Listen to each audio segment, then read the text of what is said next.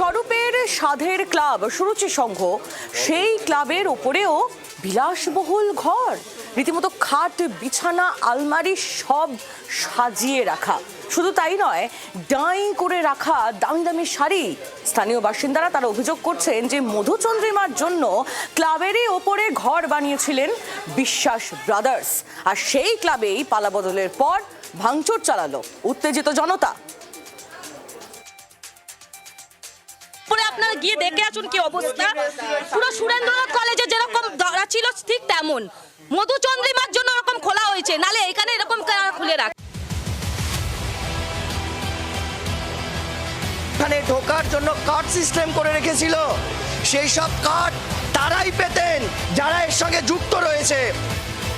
খাট, বিছানা, সঙ্গে আলমারি, ড্রেসিং রুম, রয়েছে অ্যাটাচ বাথরুমও।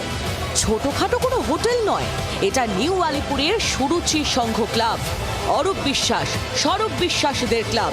সেখানেই সুরেন্দ্রনাথ কলেজের ছায়া। মেসিকাণ্ডে মানহানির মামলার পর বড় বিশ্বাস বেপাত্তা। তোলাবাজি, শ্লীলতাহানির অভিযোগে শ্রীঘরে ছোট বিশ্বাস। দুই ভাইকে হাতের কাছে না পেয়ে তাদের ক্লাবে ক্ষোভ উগরে দিলেন স্থানীয়রা। শুক্রবার সুরুচির সঙ্গে বিক্ষোভ দেখান স্থানীয়রা। ক্লাবের দরজা খুলে ভিতরে ঢুকতেই চোখে পড়ে স্তূপ করে রাখা শাড়ি, হুকা, মোবাইল ও হেডফোনের অসংখ্য খালি বাক্স।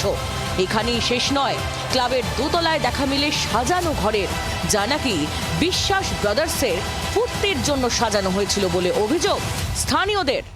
সুরেন্দ্রনাথ কলেজের রেশ এখনো কাটেনি। সুরুচি সংঘের দোতলায় আবারও বিলাসবহুল বেডরুম, এরকম কিং সাইজ বেড, পাখা, ওয়ার্ড্রোবস, ড্রেসিং টেবিল, এসি লাগানো ছিল, এসিটা খুলে নেওয়া হয়েছে, এবং তার সাথে বিলাসবহুল বাথরুম। এটা খালি একটা ক্লাব ছিল না, এটা এখানে মানুষকে ভীতি প্রদর্শন করার একটা এপিসেন্টার ছিল।